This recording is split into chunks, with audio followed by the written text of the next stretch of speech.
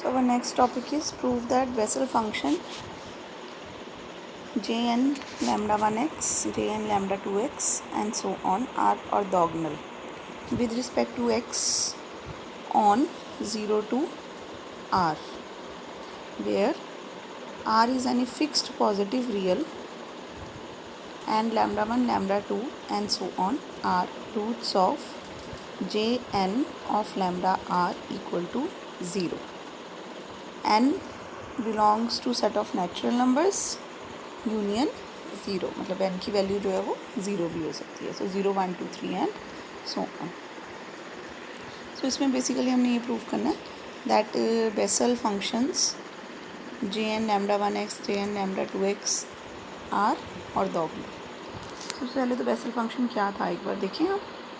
Basal function J N X से हम denote करते हैं समेशन के goes from 1 to infinity -1 raised to power k over k factorial. Then gamma function n plus k plus 1 होता है यहाँ पे,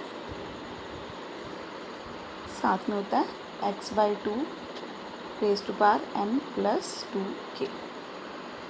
so this was the vessels function. ठीक है. सो एक्चुअली आर्टिकल ये थोड़ा सा प्रूफ इसका टफ़ है. अगर आपको बेसल फंक्शन का कॉन्सेप्ट बहुत अच्छे से समझ आ गया फिर तो आपको ये प्रूफ समझ आ जाएगा, नहीं तो ये थोड़ा सा डिफ़िकल्ट है आपके लिए. आप इसको चाहो तो छोड़ भी सकते हो, पेपर में आता नहीं है.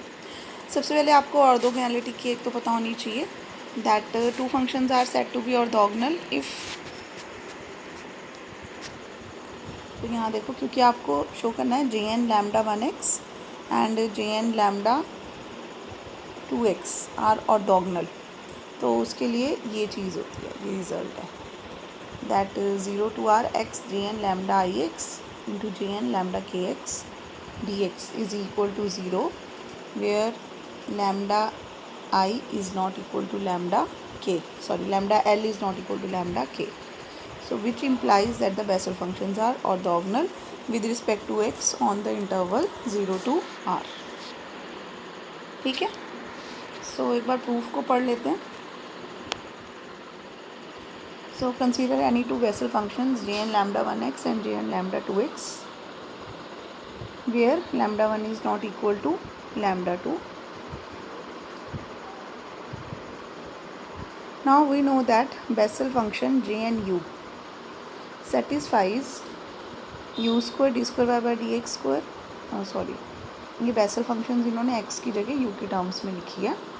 So U square D square Y by D you square plus U D Y by D U plus U square minus N square into Y is equal to 0. So put कर दिया u is equal to lambda के X, तो x की value आ गई 1 by lambda K into U implies dx by du is equal to 1 by lambda k. So dx by du 1 by lambda k है. अब dy by du can be written as dx से multiply divide कर दिया, so dy by dx into dx by du. So dx by du की value 1 by lambda k into dy by dx. Similarly d square Y by D x square की value find कर लेंगे हम. So d square Y by D x d square Y by D you square can be written as D by D you of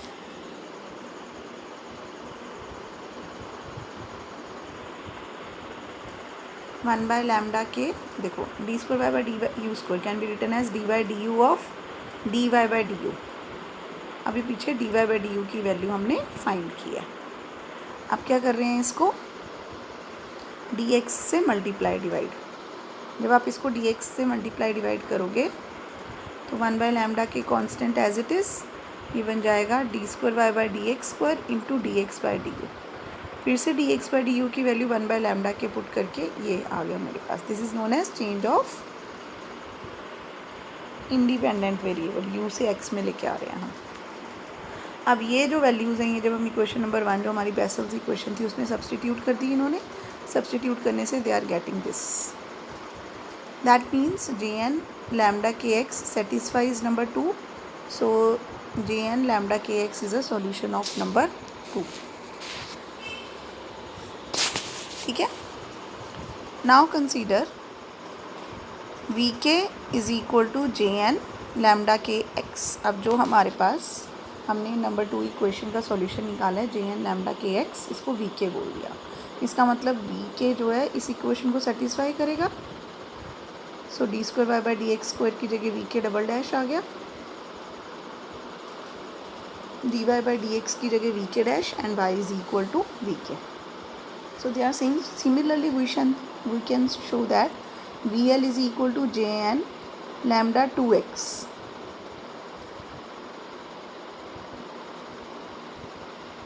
Then that will also satisfy equation number 2. So उसको भी satisfy करा दिया। Now हम कर क्या रहे हैं इसमें से, ये जो हमारे पास नंबर 3 और नंबर 4 इक्वेशंस हैं, इसमें से डबल डिग्री टर्म को एलिमिनेट कर रहे हैं। सो डबल डिग्री टर्म को एलिमिनेट करने के लिए क्या किया इन्होंने, नहीं डबल डिग्री को नहीं किया इन्होंने, कांस्टेंट टर्म को एलिमिनेट किया। सो कांस्टेंट टर्म को एलिमिनेट करने के लिए नंबर 3 को वी एल और नंबर 4 को वी के से डिवाइड मल्टीप्लाई करके एंड सब्ट्रैक्ट किया। सो ये बन गया x square v k double dash into v l minus v l double dash into v k plus x times v के dash into v l minus v k into v l dash plus okay actually में क्या हुआ है, subtract कुछ भी नहीं हुआ, सिर्फ एन स्क्वायर चला गया आपका। सो लैम्डा के स्क्वायर एक्स स्क्वायर के साथ वी के वी एल आना था और इधर lambda L square x square के साथ वी एल वी के आना था, एन स्क्वायर वाली टर्म कैंसिल हो गई है। सो this is the equation. Now dividing this equation by x, x से डिवाइड करके जो कांस्टेंट वाली टर्म थी उसको राइट हैंड साइड पे ले गए हैं and then integrating both sides with respect to x from 0 to r। तो जब इंटीग्रेट करेंगे so x times v L V के dash minus v k v l dash आ गई उसकी integration from 0 to r plus, देखो मैं actually edit पे जा रही हूँ ना तो इमेज की क्लैरिटी ख़त्म हो रही है इसलिए मैं जा नहीं रही एडिट पे। सो ये देखो इसकी इन्होंने इंटीग्रेशन किया, तो दे वर सेइंग कि अगर मैं x into v L V के dash minus v k v l dash का डेरिवेटिव लेती हूँ, इसका डेरिवेटिव लेती हूँ, तो ये वाली टर्म आएगी आपकी, कौन सी वाली टर्म आएगी, ये लेफ़्ट हैंड साइड पे भी। तो अगर इसकी इंटीग्रेशन से ये वाली टर्म आएगी, इसका मतलब इसकी इंटीग्रेशन, कुछ गलत बोल दिया, इसके डेरिवेटिव से, अगर इस टर्म के डेरिवेटिव से ये वाली टर्म आ रही है, इसका मतलब इसकी integration will be equal to this. So that is Y उन्होंने इसकी इंटीग्रेशन जो है, इन दोनों टर्म्स की इंटीग्रेशन ये लिख दिया और इंटरवल 0 to r। सिमिलरली यहाँ पे लैम्डा के square minus lambda L square तो कॉमन है, वो माइनस का साइन अंदर ले गए, साइंस इंटरचेंज कर दिए, into integral 0 to r X V L V K D X. So ये बन गया, जब लिमिट्स पुट करेंगे, एक बार एक्स को कैपिटल आर पुट किया, एक बार 0 पुट किया and right hand side is as it is. फिर लेफ्ट हैंड साइड में क्या कर रहे हैं, ये R times okay V L and we के डैश की वैल्यू पुट कर दी इन terms of the Bessel's function. So v l is g n at lambda l x and we के is g n at lambda के x at x is equal to r. So ये बन गया, एक्स की जगह इन्होंने फिर नेक्स्ट स्टेप में आर सब्सटीट्यूट कर दिया है लेफ़्ट हैंड साइड में। राइट हैंड साइड बिल्कुल सेम चल रही है, उसमें कुछ भी चेंज नहीं हो रहा। सो इसके बाद नेक्स्ट स्टेप r इंटू 0, 0 क्यों आया ये, कि ये जो J N lambda L R आया इनके पास, यहाँ पे J N into lambda L R ये 0 है, ऐसे ही जे एन इंटू लैम्डा के आर 0 है। वो रीज़न क्या है, ये रीज़न इन्होंने यहाँ पे कोट किया हुआ है। सो इसको यूज़ करके आपके पास j N lambda L r and J N lambda के आर 0 हो गया एंड ये 81 पेज के टॉप पे अब मैं पढ़ रही हूँ। सो आपके पास राइट हैंड साइड पे कुछ टर्म्स 0 हुई हैं, नहीं पूरी राइट हैंड साइड आपकी, सॉरी लेफ्ट हैंड साइड पूरी की पूरी आपकी 0 हो गई, which means right hand side is also equal to 0 because lambda L is not equal to lambda K. So this implies Bessel functions are orthogonal with respect to x on 0 to r। ठीक है, इसके बाद हमारे पास next है theorem number 4, generating function for J N x. तो ये आपने याद रखना है that E raise to power x by two you minus one by you is a generating function of Bessel functions. कैसे होता है जनरेटिंग फंक्शन? ये बहुत ही ईजी आर्टिकल है, ये इसका प्रूफ पेपर में आ सकता है, आपको इसको कर लेना आप अच्छे से। Here e raise to power x by two you minus one by u can be written as, ऊपर जो वो ब्रैकेट्स थी उसको ओपन कर दिया, e raise to power x u by two into e raise to power minus x by two u. So अब मुझे exponential की एक्सपेंशन आती है एक्सपोनेंशियल फंक्शन की, easy, one plus x square by two factorial plus x cube by three factorial. So वही expansion use किया है इन्होंने। E raise to power x u by two की एक्सपेंशन की है फर्स्ट ब्रैकेट में, multiplied by e raise to power minus x by two u की expansion in the second bracket.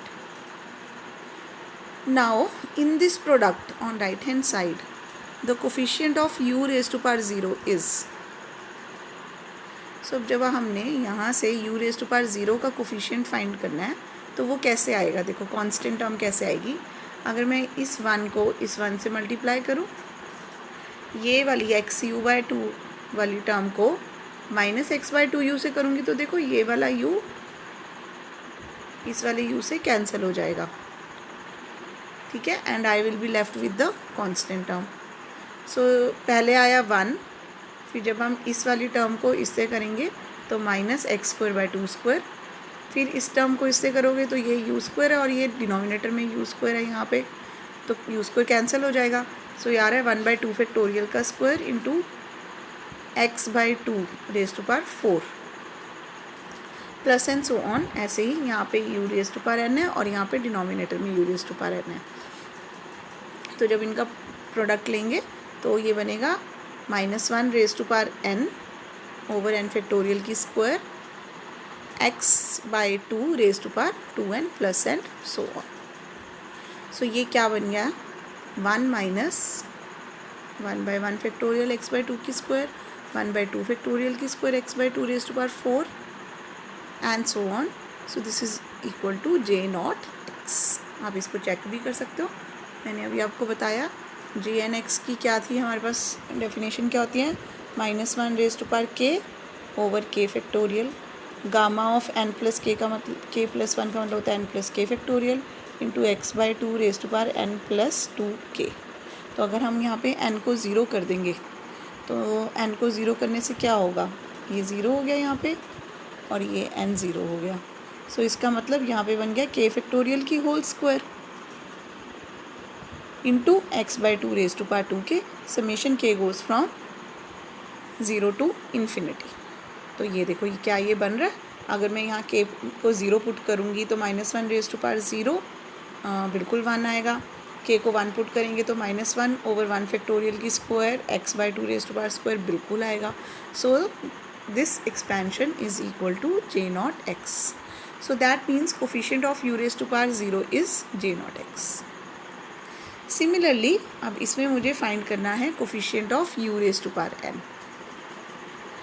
So u raise to power n का coefficient कैसे आएगा, ये है u raise to power n का कोफिशिएंट, अगर मैं इसको वन से मल्टीप्लाई कर दूँ तो मेरे पास आ रहा है one by n factorial x by two raise to power n. उसके बाद इसकी जो नेक्स्ट टर्म होनी थी वो होनी थी one by n plus one factorial x u by two raise to power N plus one. अगर मैं इस टर्म को इससे मल्टीप्लाई करूँगी तो ए क्यू कैंसिल होगा एंड मेरे पास u raise to power n का कोफिशिएंट आ जाएगा। सो वो क्या बन रहा है, देखो one by n plus one factorial minus, दोबारा बोल रही हूँ, minus one by n plus one factorial into ये वाली term x by two and ये है x by two raise to power N plus one. तो ये बन गया x by two raise to power,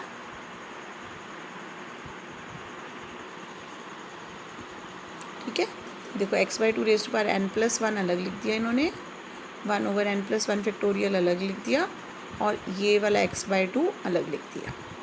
similarly इससे नेक्स्ट टर्म में यहाँ पे एन प्लस टू और यहाँ पे एन प्लस टू आना था। इस वाली टर्म को जब आप मल्टीप्लाई करोगे इससे तो आपके पास आएगा one by n plus two factorial अलग लिख दिया, x by two raise to power N plus two ये रहा और साथ में आ रहा है x/2 की होल स्क्वायर और प्लस वाली टर्म आ रही है, साथ में 1/2 फैक्टोरियल भी आ रहा है। ठीक है, सो अब इसमें देखो क्या हुआ आपके पास, this is equal to x/2 raise to power n through out common आ रहा है, इनफैक्ट अंदर आ रहा है 1/n फैक्टोरियल माइनस, ठीक है, ये अंदर वाली x/2 raise to power n through out common लेके ये बाकी टर्म्स लिख दी हैं इन्होंने। इसके बाद क्या होगा आपके पास, so they are saying this is equal to JnX। तो आप देख सकते हो उसमें थोड़ा सा उसको और एक्सपैंड करना है आपने तो एक्सपैंड कर लो। कहाँ पे थे हम,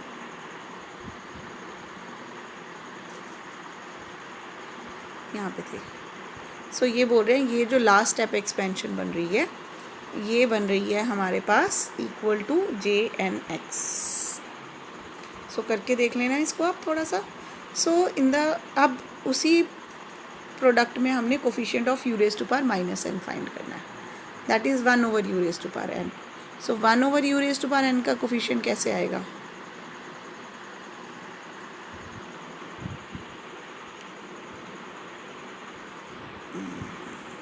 सॉरी गलत पेज,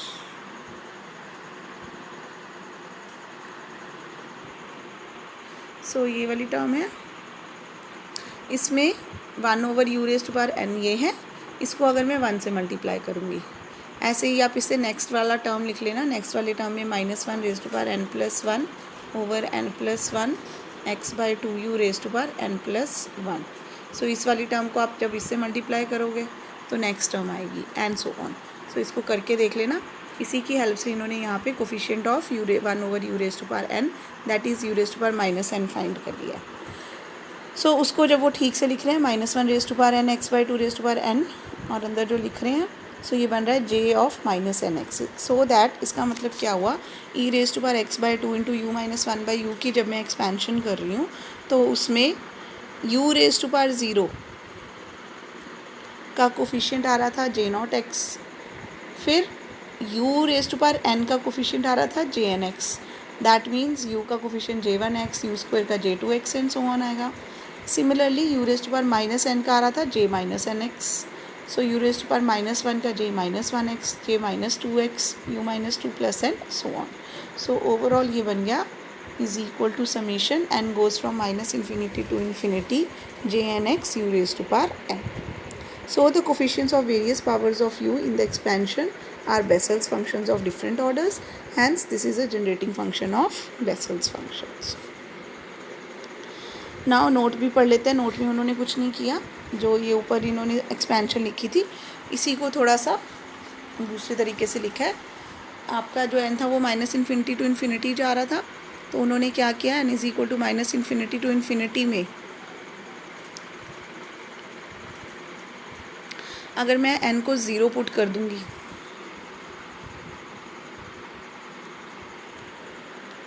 देखो ये जो n goes from -infinity to infinity इसको मैं ऐसे लिख सकती हूँ, summation n goes from -infinity to 0, ठीक है, -infinity to -1। उसके बाद सिर्फ 0 वाली टर्म पुट कर दी तो j0x plus summation n goes from 1 to infinity। सो यहाँ पे jnx है और यहाँ पे jnx है, तो उसके बाद इसको तो ऐसे ही रहने दो। इस वाली टर्म को क्या किया उन्होंने, n goes from -infinity to -1 था ना, अगर मैं n को -m कर देती तो m goes from 1 to infinity हो जाता और वहाँ पे आ जाता j-mx, यहाँ पे आ जाता j-mx। सो इसी को इन्होंने लिखा है j0x plus summation n goes from 1 to infinity jnx u raise to power n plus j-nx u raise to power -n। So j raise to power -nx को हम -1 raise to power n jnx लिख सकते हैं। So next step में jnx common आ गया, common लेने के बाद so this is the other way to write the expansion of the generating function of vessels function. उसके बाद है theorem number 5, trigonometric expansions in terms of Bessel functions. सो ये याद रखना है। अब आपने ये कैसे किया, अभी जो हम रिज़ल्ट करके आए हैं ये बहुत इंपॉर्टेंट रिजल्ट है जनरेटिंग फंक्शन वाला. So we have from above note that ये आ गई मेरे पास एक्सपेंशन. अब वो बोल रहे हैं इसमें हम एक्स को यू को ई रेस्ट पर आयोटा 5 पुट कर देते हैं यहाँ पे. तो अब आप देख रहे हो ये जो एक्सपेंशन है इसमें u minus one by you square plus one by you square u cube minus one by u cube जैसी टर्म्स आ रही हैं.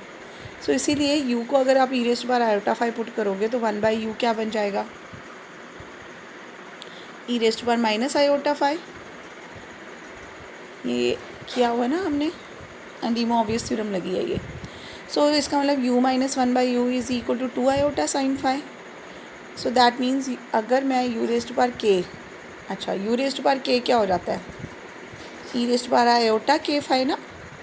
तो वही यू रेस्ट पर k plus one by u raised पर k किया तो 2 cos k 5 आ गया, और माइनस किया तो ये आ गया. सो ये सारी putting these values in number 1 taking 1 2 3 and so on.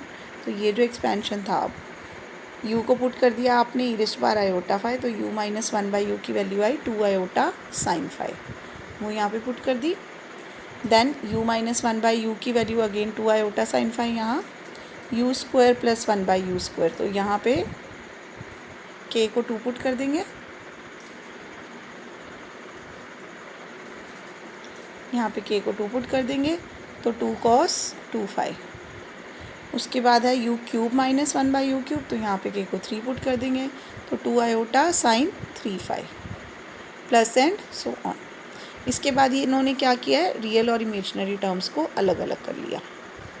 देखो नेक्स्ट स्टेप में J not x plus 2 cos 2 5 J 2 x plus 2 cos 4 5 J x plus and so on plus iota times so real plus imaginary terms.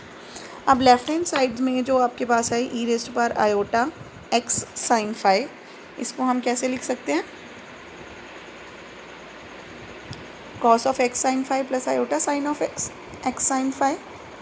And right hand side पे तो already आपने real और imaginary parts को अलग किया हुआ है. So equating real and imaginary parts on both sides we get cos of x sine 5 is equal to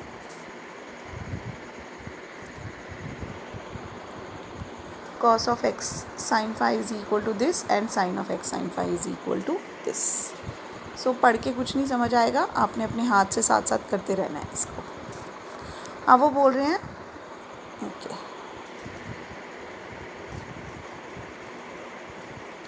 इसका जो सेकंड पार्ट है थ्योरम नंबर 5 का, फर्स्ट और सेकंड पार्ट जब आपने रियल पार्ट को इक्वेट किया तो फर्स्ट पार्ट प्रूव हो गया, और जब इमेजनरी को इक्वेट किया तो सेकंड पार्ट प्रूव हो गया.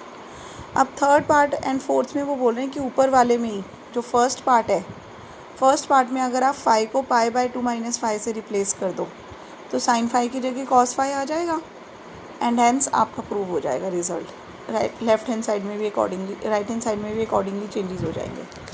सिमिलरली सेकेंड पार्ट में अगर हम 5 की जगह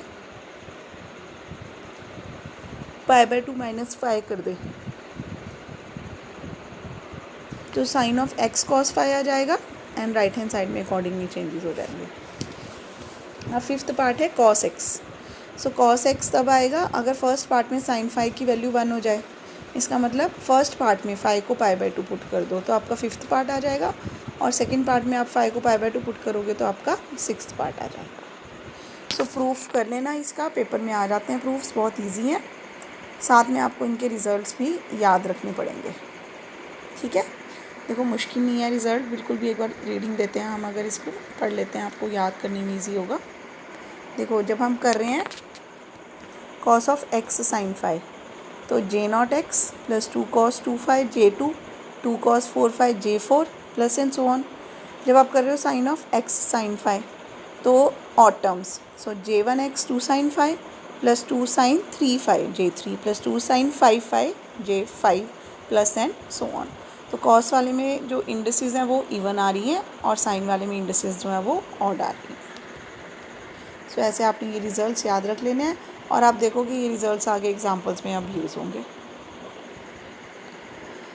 सो उसको करने से पहले ये देखो नोट लिखा है इन्होंने नीचे, the first and second series in the above article are known as Jacobi series. Now ये जो नोट है ए और b part from definite integrals, ये रिज़ल्ट्स आप पढ़ के भी आए हो शायद कि अगर हम 0 to पाई में cos k theta cos l theta d theta की इंटीग्रेशन करते हैं तो it will be 0 if k is not equal to plus minus l and is equal to pi by 2 if k is equal to plus minus l. तो ये इन्होंने थोड़ा सा ठीक से नहीं लिखा, ये एक्चुअली ऐसे ब्रैकेट करके लिखना था 0 if k is equal to plus minus l and ये is equal to pi by 2 यहाँ पे आ जाना था आपका if k is not equal if k is equal to plus minus l. So same result होता है साइन के थीटा और साइन एल थीटा के लिए। ये अभी देखना, ये आगे प्रूव भी हो जाएगा आपका। So let us come to the first example. Show that cos of x sine phi cos 2k phi d phi की इंटीग्रेशन करनी है फ्रॉम 0 to पाई एंड ये आंसर आना चाहिए पाई जे साइन जे 2k एक्स। सो देखो cos of x sine phi की अभी हम एक्सपेंशन करके आए हैं जिसको इन्होंने जेकोबी सीरीज़ भी बोला है। So cos of x sine phi is J not x, cos वाला है ना तो इवन टर्म्स आएंगी और 2 तो आएगा ही आएगा सबके साथ। So J not x plus 2 J 2 cos 2 phi plus 2 J 4 cos 4 phi plus and so on. nth term बन जाएगी 2 cos 2k phi J 2k x plus and so on, क्योंकि इवन होना चाहिए हमेशा। सिमिलरली साइन वाला क्या बन जाएगा आपके पास 2 sin 5 J1 plus 2 sin 3 5 J3 plus 2 sin 5 5 J5। तो जो nth टर्म है वहाँ पे ऑड नंबर, सो 2 इनका गलती से मिस हो गया, 2 आएगा 2 sin of 2k plus 1 into 5 into j 2k plus 1 x plus and so on. अब जो फर्स्ट पार्ट है उसमें cos of x sine phi, so cos of x sine phi की इन्होंने वैल्यूज़ पुट कर दी, जे नॉट जो भी पूरी एक्सपेंशन थी multiplied by cos 2k phi d phi. अब इनको मल्टीप्लाई करके और टर्म बाय टर्म इंटीग्रेशन की है। सो देखो फर्स्ट टर्म क्या बन जाएगी आपकी जे नॉट इंटू ये एक्सपेंशन पुट की है पूरी और कॉस 2k फाई इसकी एक्सपेंशन पुट की है। सो जब आप जे नॉट को इससे मल्टीप्लाई करोगे तो ये टर्म आएगी, फिर इसको इससे करोगे तो 2j2 बाहर आके ये टर्म आएगी, फिर इसको इससे करोगे उसके सीधा nth टर्म लिख दिया। सो 2j2 के बाहर आ गया and cos 2k phi d phi plus and so on. So अब क्या होगा देखो जब आप इसकी इंटीग्रेशन करोगे, ये वैसे तो रिज़ल्ट जो अभी वहाँ पे नोट में लिखा था वो डायरेक्टली भी हो सकता है, वो रिज़ल्ट नहीं भी पता अगर आपको, तो cos 2k फाई की इंटीग्रेशन करोगे तो sin 2k phi over 2k आएगा। इसमें आप लिमिट्स पुट करके देखो, sin 2k पाई हमेशा 0 होता है और sin 0 भी हमेशा 0 होता है। सिमिलरली ये वाली टर्म 0 हो जाएगी,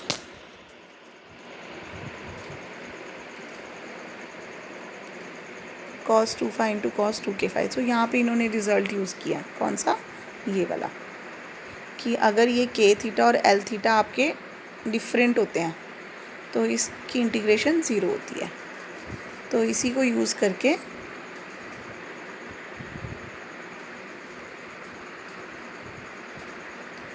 जब ये प्रोडक्ट है तो इधर 2 है फाई का कोफिशिएंट और इधर 2k है, तो k not equal to l आ गया ना, तो इसकी इंटीग्रेशन भी 0 हो जाएगी। तो सबकी इंटीग्रेशन 0 हो जाएगी एक्सेप्ट दिस। अब इसमें देखो कोफिशिएंट्स इधर भी 2k है, इधर भी 2k है, इसका मतलब k is equal to l हो गया। इसका मतलब इस वाले पार्ट की इंटीग्रेशन होगी पाई बाय 2। तो जब इसकी इंटीग्रेशन आप पाई बाय 2 करोगे तो आंसर आपका j2k x आ जाएगा इंटू पाई। तो इन्होंने करके भी दिखा दिया है, cos square 2k phi can be written as 1 plus cos 2 theta by 2। ठीक है, सो ये करके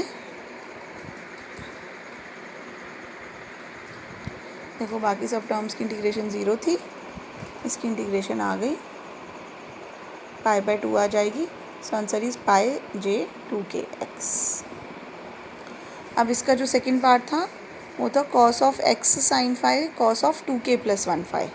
सो सेम है, सिर्फ यहाँ पे 2k फाई की जगह 2k प्लस 1 फाई है, तो वही cos x साइन फाई की एक्सपेंशन लिख दी मल्टीप्लाइड बाय दिस। यहाँ पे इनकी ना छोटी छोटी एरर्स हैं लिखने की, तो आपने ध्यान रखना है। यहाँ पे मल्टीप्लाई से पहले इसके बाद प्लस एंड सो ऑन करके ब्रैकेट्स ख़त्म होंगी, उसके बाद ये मल्टीप्लाई वाली टर्म आएगी। So again term by term multiply करके लिख दिया इन्होंने। अब इसमें तो देखो कभी भी k is equal to l हो ही नहीं सकता, क्योंकि इधर वाला ये देखो ये जो कॉस है इन सब के कोफिशिएंट्स हमेशा इवन है और ये ऑड है, तो हमेशा k is not equal to plus minus l, तो इसमें सबकी इंटीग्रेशन जो है वो ज़ीरो हो जाएगी। So answer is zero. अब इसके बाद चलते हैं हम थर्ड पार्ट देखते हैं क्या था।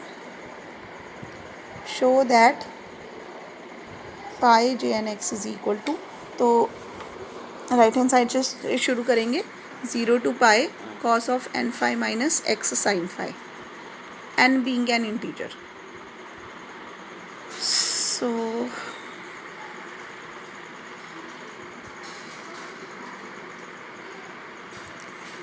देखो इसमें ये है आपका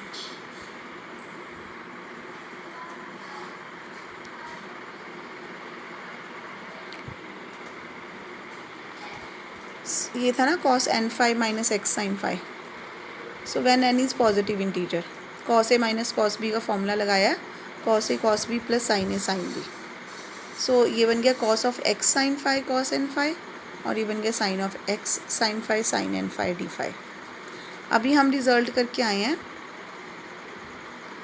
that cos of x sin phi cos n phi,